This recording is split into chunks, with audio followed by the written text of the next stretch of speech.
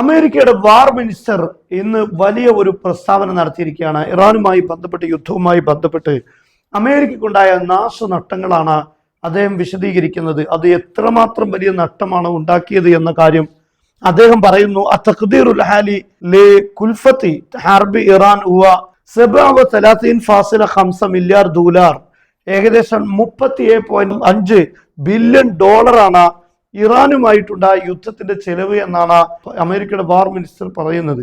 യഥാർത്ഥത്തിൽ ഈ കണക്കുകൾ ചെറുതാകാം, ഇതിലേറെ എത്രയോ കൂടുതലാകാനാണ് സാധ്യത. രണ്ടാമത്തെ കാര്യം അദ്ദേഹം പറയുന്നത്, ഇറാന്റെ പോർട്ടുകൾ അതുപോലെ എല്ലാ കപ്പലുകൾക്കും ശക്തമായ രൂപത്തിലുള്ള ഉപരോധം ഇപ്പോൾ ഞങ്ങൾ നടത്തിയിട്ടുണ്ട്, ഉപരോധം ഇപ്പോൾ നിലവിൽ ഉണ്ട് എന്നാണ്.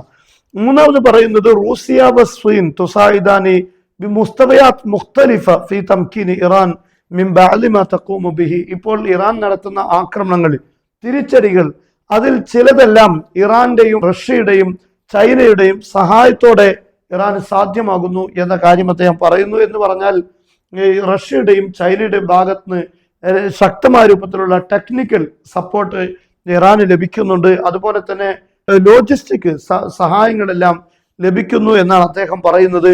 അതുപോലെ മറ്റൊരു പ്രധാനപ്പെട്ട പോയിന്റ് പറയുന്നത്, ഇത് അൽ ജസീറയാണ് ഇപ്പോൾ റിപ്പോർട്ട് ചെയ്തത്, ലാ യുംകിനു തഖല്ലുസു മിൻ കുല്ലി സുറൂഖ് ഇറാനി സരിയ ഔ കുല്ലി റസാസ് അലാ മത്നി സുറൂഖ് സരിയ ഔ സാറു ക്രൂസ്.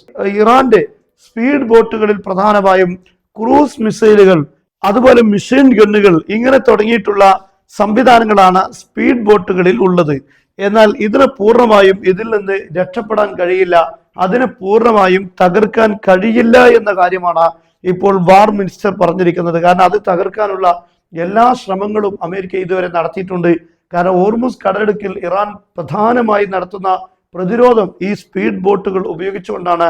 അതിൽ ക്രൂസ് മിസൈലുകൾ വരെ ഈ ബോട്ടുകളിലുണ്ട്. എന്നാൽ അതിൽ നിന്ന് രക്ഷപ്പെടാൻ വേണ്ടി, അല്ലെങ്കിൽ അതിനെ തകർക്കാൻ അമേരിക്ക വേണ്ട എല്ലാ ശ്രമങ്ങളും നടത്തിയിട്ടുണ്ട്. പക്ഷെ ഇതുവരെ അതിൽ വിജയിക്കാൻ കഴിഞ്ഞില്ല. അതുകൂടെയാണ് അദ്ദേഹം ഇതിലൂടെ, ഈ പ്രസ്താവനയോട് പറയുന്നത്.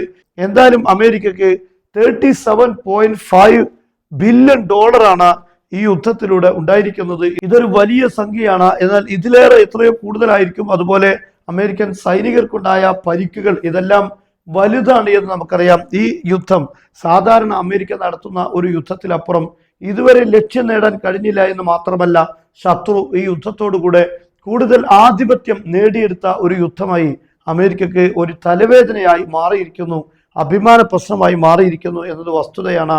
അതുകൊണ്ട് തന്നെ ഇപ്പോൾ അമേരിക്ക വലിയ സൈനിക വിന്യാസം മിഡിൽ ഈസ്റ്റിന്റെ പല ഭാഗത്തും ഇപ്പോൾ നടത്തുന്നു. ഒരു വലിയ യുദ്ധം ഇറാനെതിരെ നയിക്കാനുള്ള പുറപ്പാടിലാണ് ഇപ്പോൾ അമേരിക്കയുള്ളത്.